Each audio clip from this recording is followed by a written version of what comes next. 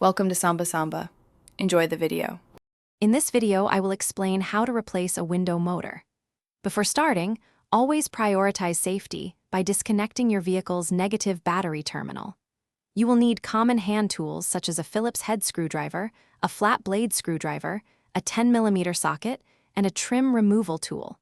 Having painter's tape on hand is also very helpful. Make sure to protect your vehicle's paint and interior trim throughout the repair. First, gently pry up the window switch panel using a trim tool or flat blade screwdriver, then disconnect its electrical connectors. Next, locate and remove the Phillips head screws, typically 2 behind the door handle and 1 or 2 in the armrest area. With the screws out, use your trim tool to carefully release the plastic clips around the door panel's edges. Finally, detach the door handle cables and any other electrical connections before fully removing the panel. With the door panel removed, you'll need to secure the window glass in the fully up position using strong painter's tape across the top of the door frame. This prevents it from falling. Now, disconnect the electrical connector from the faulty window motor.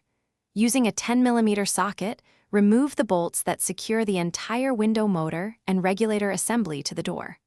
Once all bolts are out, carefully maneuver and extract the old assembly through the large access opening in the door.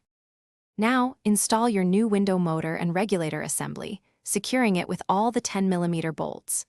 Reconnect the window motor's electrical harness and the door handle cables. Before reinstalling the door panel, reconnect the battery and test the window's full up and down operation several times to ensure it works correctly. Once confirmed, disconnect the battery again, then carefully reattach the door panel, ensuring all clips and screws are properly fastened for a secure fit. Thanks for watching. Consider subscribing if we helped you.